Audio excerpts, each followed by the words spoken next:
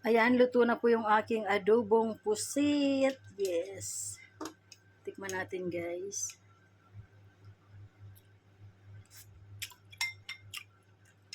Harap. Nabili ko kanina sa market. Ayan. Squid. Maliliit na squid. Ia-adobo ko po siya. So, let's get started.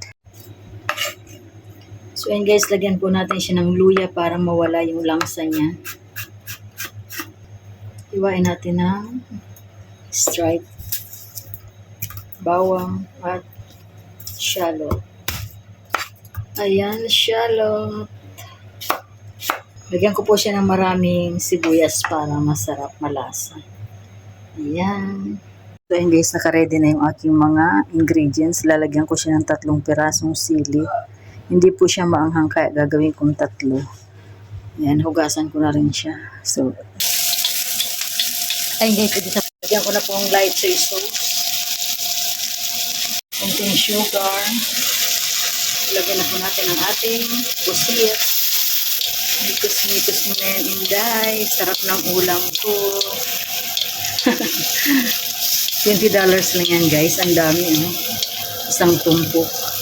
Ayan, din lagyan na po natin ng sukang puti, silver swan. Ayan. Mikos-mikos. Lagyan na po natin ang ating sili. Hanggang sa mawalan po ng sabaw para mas masarap siya. Ayan. Ayan na guys, malapit nang maluto ang aking adobong pusit. Yes, pero bakit ganito ang kulay? Hindi katulad nung ina-expect ko. Okay na yan. Sarap naman.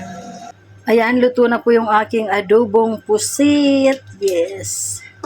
Tikman natin guys.